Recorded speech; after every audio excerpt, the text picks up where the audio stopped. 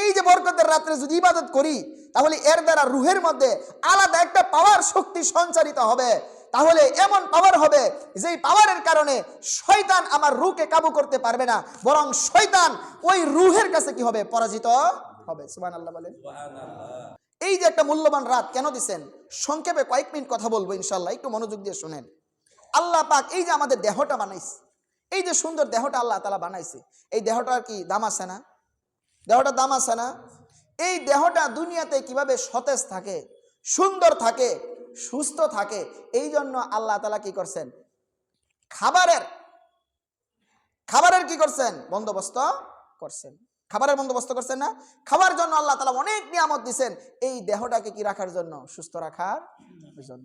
এই খাবার দুই ধরনের। কয় ধরনের? মনোযোগ দিয়ে শুনবেন। দুই ধরনের খাবার। এই দেহটাকে সুস্থ রাখার জন্য আমরা দুই ধরনের খাবার ব্যবহার করি। এক ধরনের খাবার হইল দৈনিক খাবার। কি খাবার? দৈনিক খাবার। এই আমরা যে রেগুলার প্রত্যেকদিন খাবার খাইতেছি, এটা কেন খাই? ক্ষতিপূরণের জন্য। কিসের জন্য? ক্ষতি বা ক্ষয় পূরণের জন্য। কারণ সকাল থেকে দুপুর পর্যন্ত যখন আমরা কাজ করি, শরীরের ক্ষতি হয় না, ক্ষয় হয় না, শক্তির ক্ষয় হয় না। এই ক্ষয় পূরণের জন্য আমরা দুপুরে খাবার খাই। দুপুর থেকে নিয়ে বিকাল পর্যন্ত কাজ করি, সন্ধ্যা পর্যন্ত, অথবা রাত্রের খাবার খাই। কেন? এই যে মাঝখানে যে সময়টা, এই সময়টা আমার শরীরের শক্তি ক্ষয় হয়েছে, এই ক্ষয় পূরণের জন্য রাত্রের খাবার খাইছি। আর রাত্রে থেকে নিয়ে সকাল পর্যন্ত এই যে মাঝখানে যে সময়টা, এই সময়টা অতিবাহিত হওয়ার কারণে শরীরের শক্তি ক্ষয় হয়েছে, এই ক্ষয় পূরণের জন্য সকালে খাবার খাইছি। তাহলে আমরা দৈনিক যে খাবারটা খাই, এটা কেন? ক্ষয় পূরণের জন্য। দৈনিক খাবারের দ্বারা শরীর কি থাকে? সুস্থ থাকে, সতেজ থাকে। এটা হইতেছে দৈনিক খাবার। শরীরের আরেকটা খাবার হইতেছে মৌসুমী খাবার। তাহলে দৈনিক খাবার খাই ক্ষয় পূরণের জন্য, আরেকটা খাবার হইতেছে মৌসুমী খাবার। সময়ে সময়ে, মনে করেন বিভিন্ন সময় বিভিন্ন জাতের ফল হয়। আমের দিনে আম খাই, কাঁঠালের দিনে কাঁঠাল, লিচুর দিনে লিচু, জলপাইয়ের দিনে জলপাই, জাম্বুরার দিনে জাম্বুরা, কলার সিজনে বেশি কলা হইলে কলা খাই, জামের দিনে জাম খাই। এগুলো হইতেছে মৌসুমী ফল। এই দেহকে সুস্থ রাখার জন্য আল্লাহ তাআলা মৌসুমী ফলের কি করছেন? বন্দোবস্ত করছেন। কেন? কেন? দৈনিক খাবার ক্ষয় পূরণের জন্য।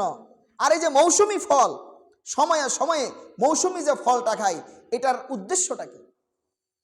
দৈনিক খাবারের দ্বারা শরীর সুস্থ থাকে রেগুলার, কিন্তু মৌসুমী ফল খাইলে শরীরের মধ্যে আলাদা একটি শক্তি সঞ্চারিত হয়, যে বাহিরের কোনো শত্রু শরীরের মধ্যে কি না করতে পারে? আঘাত না করতে পারে। যেরকম বাহিরের শত্রু কি হুজুর? শরীরের আবার বাহিরের শত্রু আছে, রোগ জীবাণু আছে না, ব্যাকটেরিয়া আছে না, রোগ জীবাণু আছে না। এই যে করোনা হয়েছিল, এটা তো একটা কি জীবাণু না, ভাইরাস না? এটা কি শরীরের মধ্যে ছিল না বাহিরে ছিল? বাহির থেকে তারপরে শরীরে আসছে। যাদের মধ্যে রোগ প্রতিরোধ ক্ষমতা বেশি ছিল, তাদেরকে করোনায় কাবু করতে পারছে কম। যাদের রোগ প্রতিরোধ ক্ষমতা, অ্যান্টিবডি কম ছিল, করোনা তাদেরকেই কাবু করছে, তারাই মৃত্যুবরণ করছে। মৌসুমী ফল আল্লাহ তাআলা সময়ে সময়ে দান করছে শরীরে অতিরিক্ত প্রতিরোধ ক্ষমতা থাকার জন্য। ডিফেন্স পাওয়ার যেটাকে বলা হয়, ডিফেন্স পাওয়ার যেটাকে, যে বাহিরে একটা প্রতিরক্ষা শক্তি থাকবে, যে সময়ে সিজনে সিজনে ফল খাইলে শরীরের মধ্যে একটা আলাদা শক্তি সঞ্চারিত হবে, যেই শক্তির কারণে বাহিরের যে রোগ জীবাণুগুলা আছে, এগুলা আমার শরীরে কি করতে পারবে না? কোনো ক্ষতি করতে। এখন এই দেহকে সুন্দর রাখার জন্য দৈনিক খাবার খাইলাম ক্ষয় পূরণের জন্য, মৌসুমী খাবার খাইলাম কি করার জন্য? রোগ প্রতিরোধ ক্ষমতা বাড়ানোর জন্য, বাহিরের রোগ জীবাণু থেকে বাঁচার জন্য। কিন্তু ভিতরে তো আর একটা জিনিস আছে, রূহ। ভিতরে কি আছে? রূহ। শরীরের খাবার খাইলাম শরীর সুস্থ রাখার জন্য, সতেজ রাখার জন্য, কিন্তু এই রূহেরও তো খাবারের দরকার আছে। বলেন তো, শরীরের দাম বেশি না রূহের দাম বেশি? রূহের দাম বেশি। হাদিসের মধ্যে আছে, আলা ইন্না ফিল জাসাদি মুদগা ইদা সলুহাত সলুহাল জাসাদু কুল্লু ওয়া ইদা ফাসাদাত ফাসাদাল জাসাদু কুল্লু আলা ওয়াহিয়াল কলব। ও মিয়ারা শোনো, আমার উম্মতেরা শোনো, শরীরের মধ্যে এমন একটা গোস্তের টুকরা আছে, যদি এই গোস্তের টুকরাটা যদি ভালো হয়, তাহলে তোমার পুরা বডিটাই ভালো। আর যদি এই গোস্তের টুকরাটা যদি খারাপ হয়ে যায়, নষ্ট হয়ে যায়, গুনাহের কারণে, অপরাধের কারণে, আল্লাহর রাস্তা ছাইরা শয়তানের রাস্তায় চলার কারণে এই গোস্তের টুকরাটা, এই অংশটা যদি খারাপ হয়ে যায়, তাহলে তোমার সমস্ত বডিটাই খারাপ বলে গণ্য হবে। নাউজুবিল্লাহ। তাহলে ভালো খাবার খাইতেছি দৈনিক, মৌসুমে মৌসুমে ফল, শরীর সুস্থ রাখার জন্য, তাহলে দেহ ভালো রাখার জন্য কি খাবারের প্রয়োজন আছে না? দেহের খাবারের জন্য যেরকম দৈনিক খাবার খাই এবং মৌসুমী খাবার খাই, এরকম রুহকে ভালো রাখার জন্য দৈনিক খাবার আছে। হুজুর, রুহের আবার খাবার কি? রুহের খাবার হইল দৈনিক ইবাদত। দৈনিক কি? ইবাদত। যেরকম দুপুরে খাবার খাইলে সকাল থেকে নিয়ে যেই ক্ষতিটা হইছে, এই ক্ষতিটার কি হয়ে যা? পূরণ হয়ে যা। এরকম ভাবে দৈনিক যদি কেউ রেগুলার ইবাদত করে, 5 ওয়াক্ত নামাজ পড়ে, যে ব্যক্তি জোহরের নামাজ আদায় করবে, ফজর আদায় করার পরে এর মাঝখানে যেই গুনাহটা হইছে, এই যে ক্ষতি, এই যে ক্ষয়, এটা কি হয়ে যাবে? পূরণ হয়ে যাবে। এর মাঝখানে গুনাহ আল্লাহ তাআলা মাফ করে দিবেন। এটা হাদিসের কথা। যে ব্যক্তি আসরের নামাজ আদায় করবে, আসরের নামাজ যে ব্যক্তি আদায় করবে, জোহর থেকে নিয়ে আসর পর্যন্ত যে গুনাহটা হয়েছে, আল্লাহ তাআলা মাফ করে দিবে।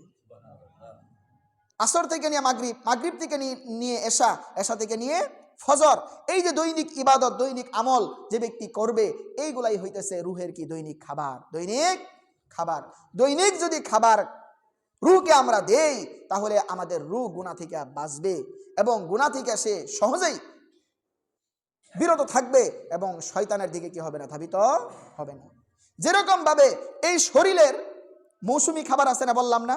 মৌসুমী খাবার, মাইস্কা খাবার আছে, 2 মাস পরে পরে কিছু ফল আসে, 3 মাস পরে পরে। এরকম ভাবে রুহেরও কিছু মৌসুমী খাবার আছে। মৌসুমী খাবার, মৌসুমী খাবার কোনগুলা?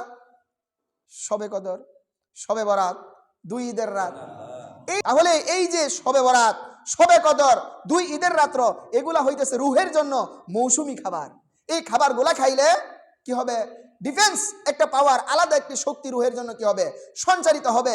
শয়তান ওই ব্যক্তিকে, ওই ব্যক্তির রুহকে সহজে কাবু করতে পারবে না।